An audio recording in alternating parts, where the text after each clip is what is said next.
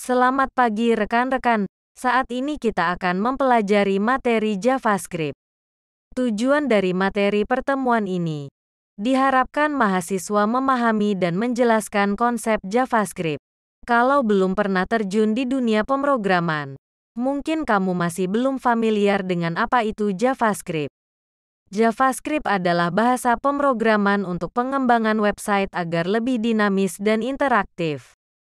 Konten-konten yang dapat bergerak dinamis di website ternyata adalah salah satu hasil pengaplikasian JavaScript loh. JavaScript adalah bahasa pemrograman yang digunakan untuk pengembangan website agar lebih dinamis. Ibarat kata, JavaScript memberikan kehidupan dalam website sehingga terciptanya interaksi antara pengunjung dengan situs tersebut. Website dinamis yang dimaksud berarti konten di dalamnya dapat bergerak atau mengubah apapun yang tampak di layar tanpa harus dimuat ulang secara manual. Misalnya seperti konten gambar animasi, maps, slideshow, polling, dan sebagainya. Elemen-elemen tersebut tentunya membuat website menjadi lebih menarik, sehingga pengunjung jadi betah mengeksplorasi isi di dalamnya. Awalnya, JavaScript hanya bekerja pada sisi klien, frontend saja. Dengan begitu, proses pengolahan kode-kodenya hanya berjalan di sisi browser. Namun, seiring perkembangannya, JavaScript juga bisa digunakan di sisi server. Tentunya dengan bantuan berbagai framework seperti Node.js dan React.js. Penggunaan JavaScript dalam pengembangan website sering dikaitkan dengan HTML dan CSS. Hal ini karena dalam pembuatan website, ketiga elemen tersebut berperan penting dan saling berkaitan satu sama lain. Ilustrasi berikut menggambarkan fungsi HTML, CSS, dan JavaScript ketika membangun sebuah website. HTML membangun struktur dan layout sebuah website. CSS mengatur tampilan dan memberikan style website. JavaScript menyempurnakan tampilan website dengan fitur dan fungsionalitasnya. Berikut ini peran-peran JavaScript, HTML, dan CSS dalam pembuatan sebuah website yang dinamis dan interaktif. Secara ringkas, apa itu JavaScript? Diartikan sebagai bahasa pemrograman front-end di mana penggunaannya bisa dikombinasikan dengan HTML maupun CSS. Seperti yang diketahui, HTML dipakai untuk membuat struktur dasar web, sedangkan CSS lah yang membuat tampilannya.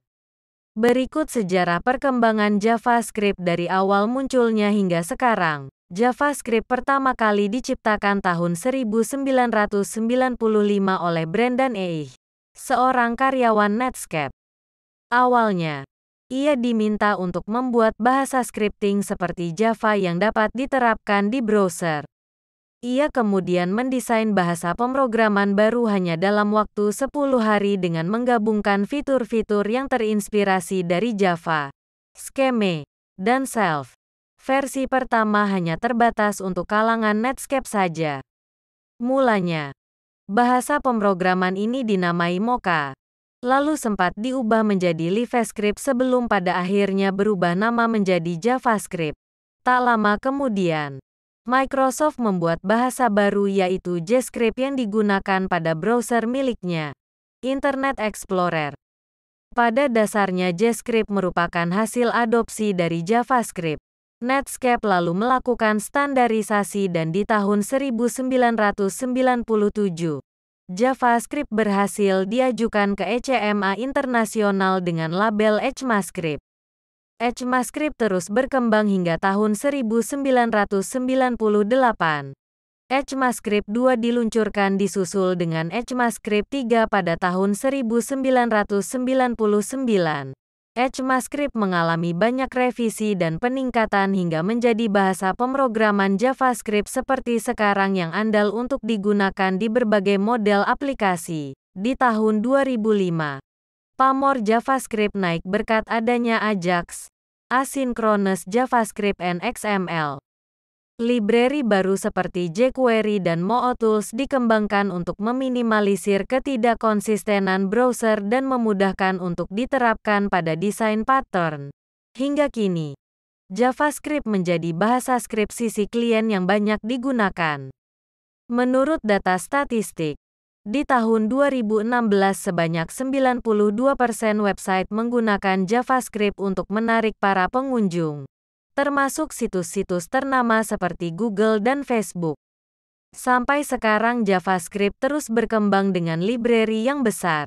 Selain itu pilihan framework-nya juga beragam dan memiliki komunitas pengguna yang luas. Setelah mengetahui apa itu JavaScript, selanjutnya perlu mengetahui fungsinya. Sebenarnya fungsi JavaScript sangatlah banyak karena bisa untuk membuat tampilan website menjadi lebih unik, dinamis, mengembangkan game, menciptakan aplikasi mobile, dan menjalankan web server. Secara umum berikut merupakan penjelasan fungsi dari JavaScript yang perlu kamu ketahui. 1. Menjalankan web server. Salah satu fungsi dari JavaScript adalah bisa menjalankan web server. Penggunaannya pada sisi server ini memungkinkan Anda dalam mengoperasikan website maupun aplikasi yang dibangun secara khusus dengan bahasa pemrograman yang satu ini. Salah satu framework JavaScript yang bisa dipakai pada sisi server yaitu Node.js. Framework ini mempunyai kemampuan multitasking yang andal dan bisa membuat pekerjaan menjadi lebih efisien. 2. Membuat game. Anda tentu pernah bermain game online melalui browser di HP atau laptop kan? Untuk membuat game ini diperlukan JavaScript. Umumnya JavaScript akan dikombinasikan dengan HTML5 yang membuat game browser. Selain itu ada juga framework lainnya yang khusus digunakan untuk membuat game, contohnya Panda, Just atau Quintus.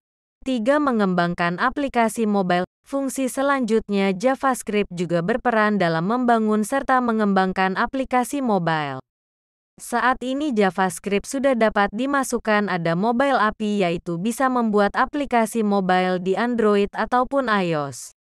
Framework JavaScript yang biasa dipakai untuk membangun aplikasi mobile friendly yaitu React Native. 4. Membuat website interaktif. Fungsi yang terakhir dari JavaScript adalah bisa digunakan untuk membuat tampilan web serta aplikasi menjadi lebih dinamis. Ya. Website yang menggunakan JavaScript akan memiliki tampilan dinamis sehingga dinilai lebih user-friendly serta menarik dan interaktif. Hal ini tentu akan memberikan pengalaman yang baik bagi pengguna aplikasi. Cara kerja JavaScript. Untuk mengetahui lebih dalam JavaScript, kamu juga perlu mengetahui cara kerjanya. Perlu diketahui bahwa cara kerja JavaScript dapat dilihat dari dua sisi, yakni dari sisi klien dan server. Jika dari sisi klien, peran JavaScript yaitu mengubah tampilan website. Sedangkan dari sisi server JavaScript bisa digunakan untuk berbagai kebutuhan database. JavaScript sebagai front-end. Cara kerja JavaScript di sisi klien atau front-end bisa dipahami dari kode JavaScript yang dapat dibuat untuk satu halaman HTML. Apabila halaman dibuka, maka secara otomatis kode akan berjalan. Kode bahasa pemrograman tersebut pun bisa dibuat di file yang terpisah menggunakan ekstensi JS. Selanjutnya file itu disisipkan di kode HTML. Kode tersebut akan ditulis menggunakan TypeScript serta teks atribut JavaScript. Jika dilihat di sisi klien, sebenarnya cara kerjanya tidak begitu rumit. Saat pengunjung mengunjungi halaman website, maka skrip akan mulai terunduh kemudian mulai dijalankan di browser, sehingga prosesnya tidak di web server. Apabila browser milik pengunjung tidak support JavaScript, maka tampilan halaman web di perangkat dapat berbeda. Dengan begitu fungsi interaktifnya pun tidak bisa berjalan sebagaimana seharusnya. Jika dilihat dari sisi server atau JavaScript sebagai back-end, bisa dilihat bahwa bahasa pemrograman ini banyak digunakan untuk keperluan database. Terkait dengan cara kerjanya tidak jauh berbeda dengan bahasa pemrograman JavaScript sisi server lain. Adapun hal yang menjadikannya berbeda yaitu JavaScript bekerja dengan non-blocking.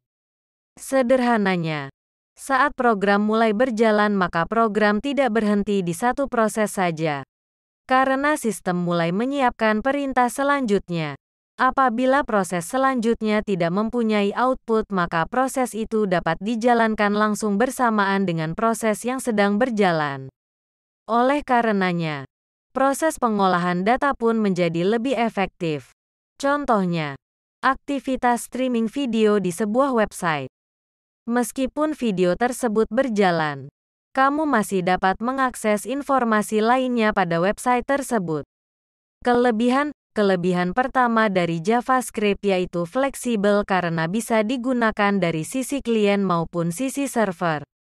Selain itu, JavaScript juga bisa dipakai dalam membuat aplikasi maupun web di berbagai platform seperti PC ataupun smartphone.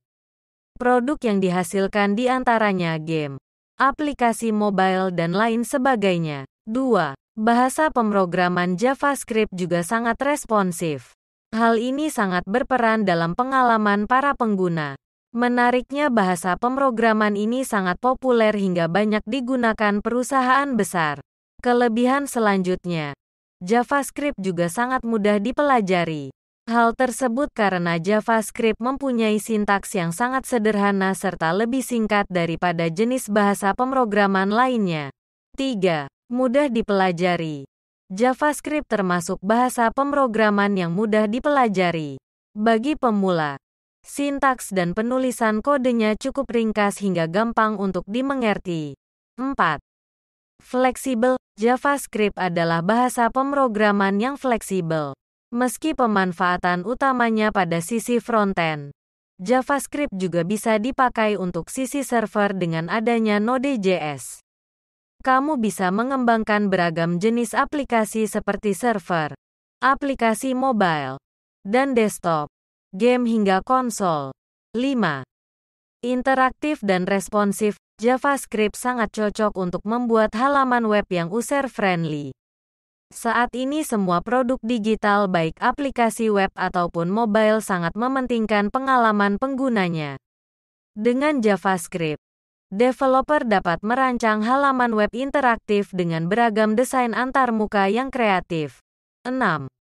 Multiplatform dan cross-browser. JavaScript bisa diimplementasikan untuk basis sistem operasi apapun. Pengembangan frontend-nya bersifat lintas platform sehingga dapat digunakan untuk mengembangkan aplikasi yang berfungsi di browser, desktop, bahkan di smartphone. Hampir semua browser juga didukung oleh JavaScript sehingga dapat menampilkan video, animasi, dan media lain pada halaman web. 7. Ketersediaan framework dan library yang melimpah. Ketersediaan kerangka kerja dan library yang melimpah sangat membantu dalam menyediakan komponen bawaan agar pengembangan di JavaScript menjadi lebih mudah.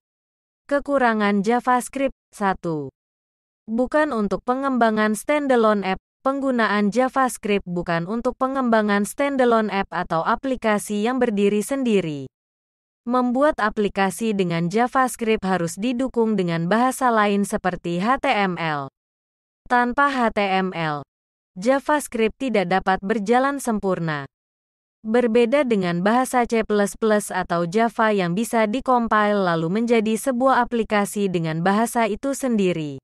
2. Masalah keamanan. Masalah keamanan bisa jadi salah satu kelemahan JavaScript.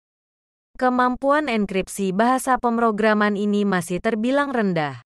Dalam beberapa kasus, kode yang bisa dieksekusi di komputer pengguna justru rentan untuk dieksploitasi. Kode JavaScript selalu terlihat karena ditambahkan secara eksplisit ke halaman web sehingga bisa dilihat di dalam browser. Siapapun dapat membaca kode tersebut dan menggunakannya kembali. 3.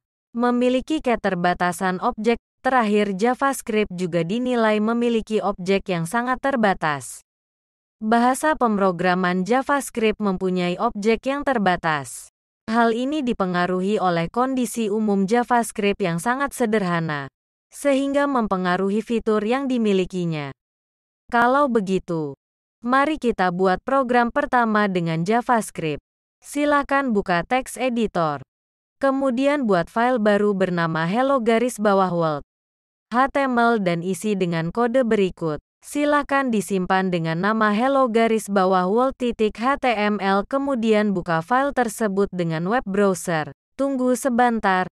Tadi kita menulis perintah console.log. Mengapa tidak ditampilkan? Karena perintah atau fungsi console.log akan menampilkan pesan ke dalam konsol JavaScript. Sedangkan perintah dokumen.write untuk menulis ke dokumen HTML, maka dia akan ditampilkan. Sekarang coba saja buka konsol JavaScript. Maka kita akan melihat pesan, saya belajar JavaScript. Pada contoh di atas, kita sudah menulis kode JavaScript di dalam HTML. Cara tersebut merupakan cara penulisan embedded. Ditempel. Masih ada beberapa cara lagi yang perlu kita ketahui. Embed. Kode JavaScript ditempel langsung pada HTML. Contoh. Yang tadi, inline. Kode JavaScript ditulis pada atribut HTML, eksternal. Kode JavaScript ditulis terpisah dengan file HTML. Mari kita lihat contohnya. 1. Penulisan kode JavaScript dengan embed. Pada cara ini, kita menggunakan TypeScript untuk menempelkan embed kode JavaScript pada HTML. Tag ini dapat ditulis di dalam tag head dan body. Mana yang lebih bagus? Ditulis di dalam head atau body? Banyak yang merekomendasikan menuliskannya di dalam body, karena akan membuat web di-load lebih cepat.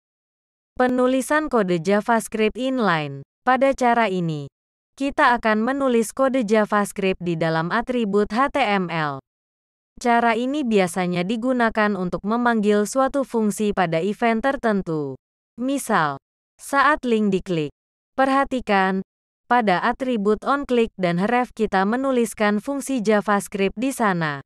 Atribut onClick merupakan atribut HTML untuk menyatakan fungsi yang akan dieksekusi saat elemen itu diklik.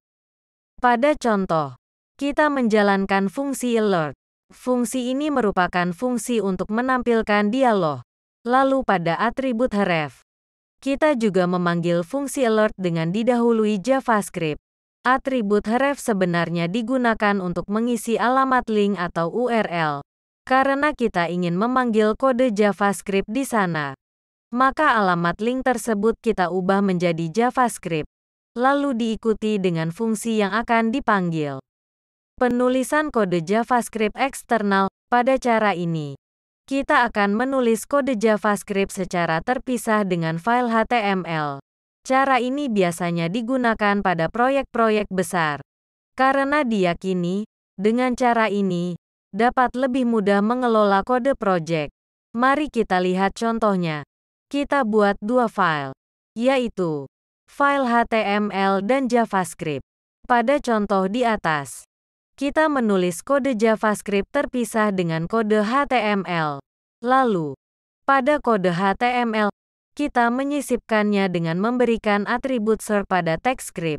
Maka, apapun yang ada di dalam file kode program, just akan dapat dibaca dari file index.html. Bagaimana kalau file JavaScript-nya berada di folder yang berbeda?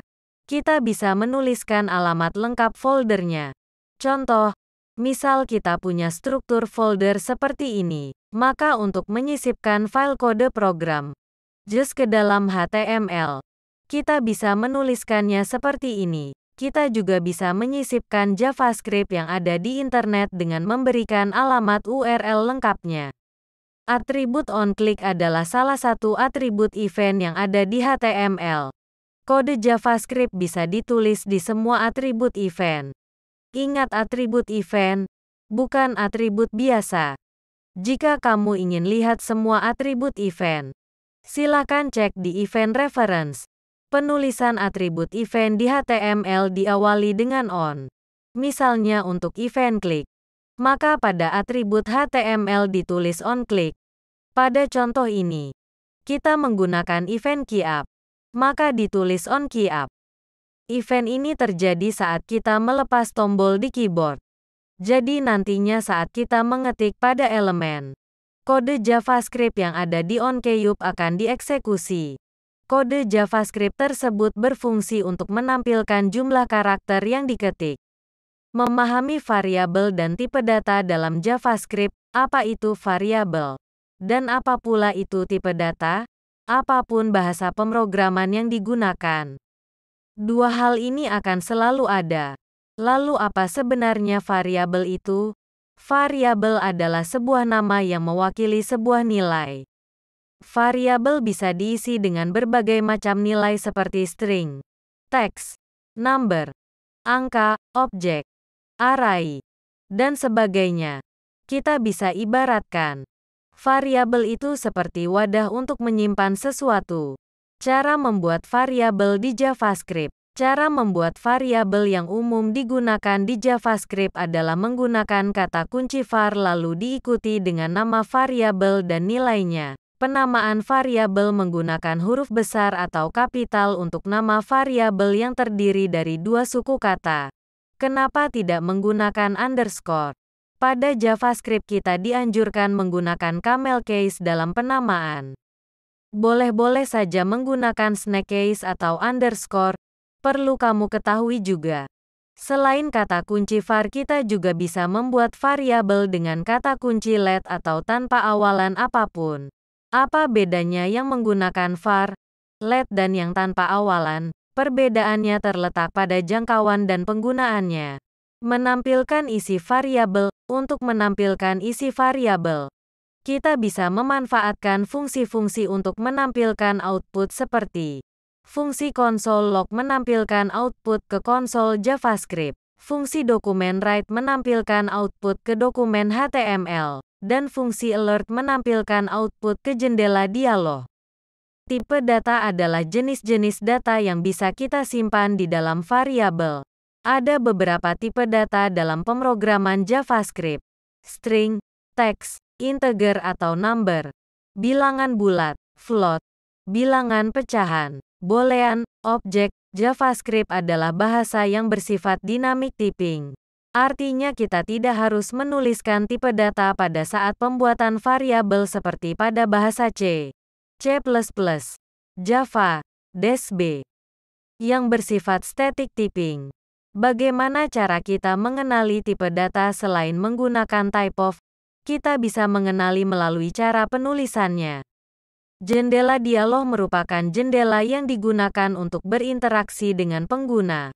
Ada 3 macam jendela dialog pada JavaScript. Jendela dialog alert, jendela dialog confirm, jendela dialog prompt. Ketiga dialog ini memiliki perilaku dan kegunaan yang berbeda-beda. Untuk lebih jelasnya, mari kita bahas. 1.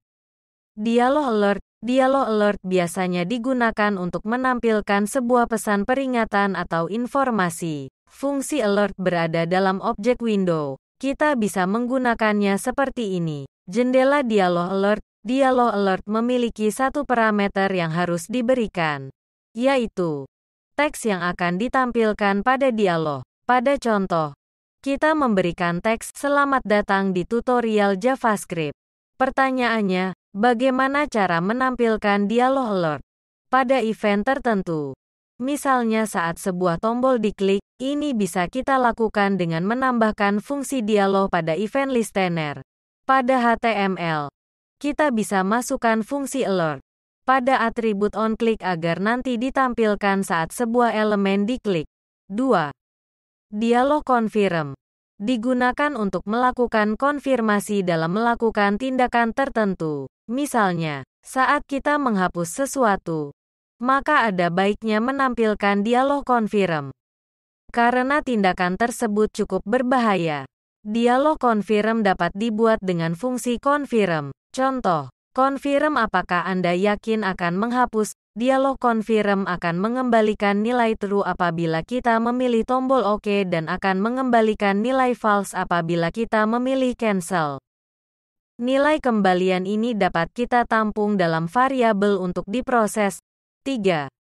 Dialog prompt. Dialog prompt berfungsi untuk mengambil sebuah inputan dari pengguna. Dialog prompt akan mengembalikan sebuah nilai string dari apa yang diinputkan oleh pengguna. Jendela dialog prompt. Dialog prompt memiliki beberapa parameter yang harus diberikan.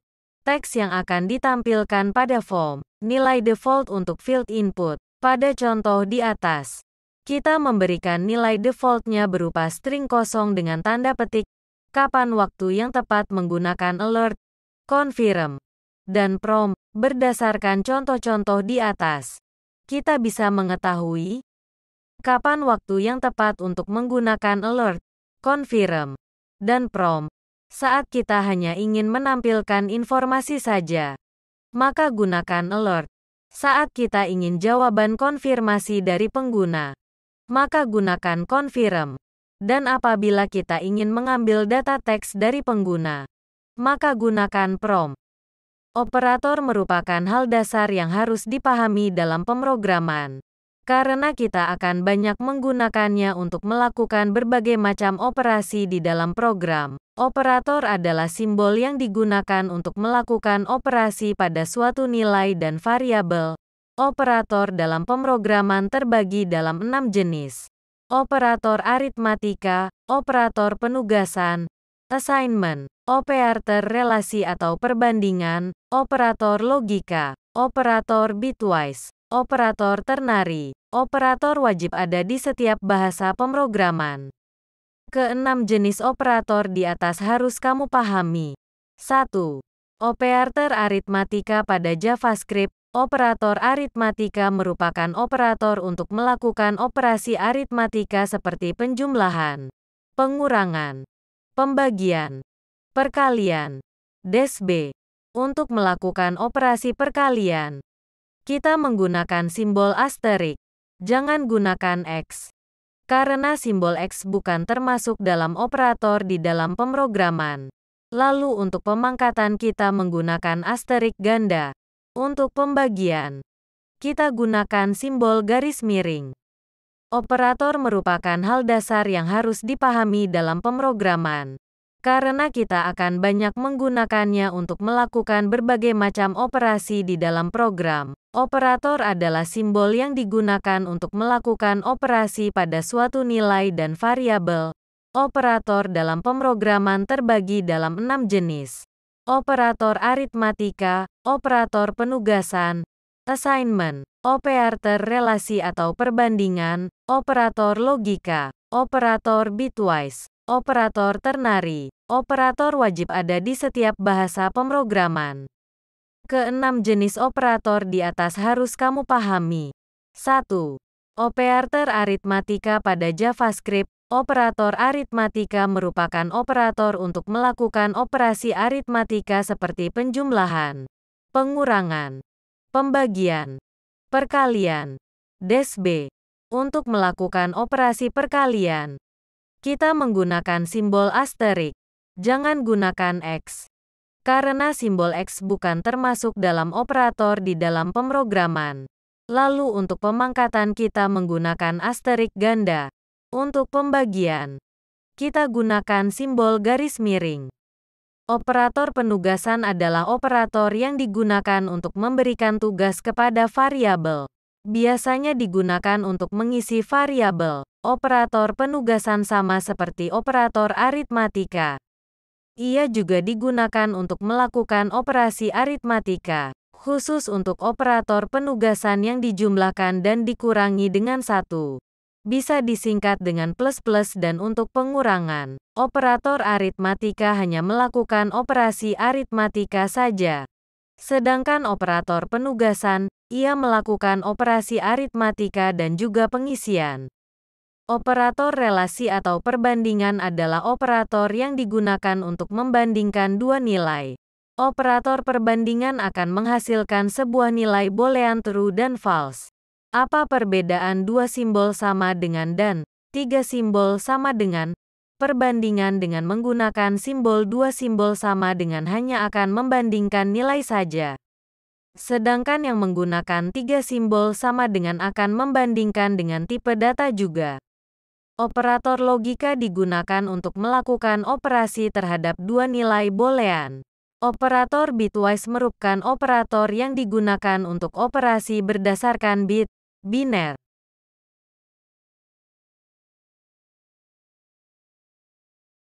Terakhir ada operator ternary.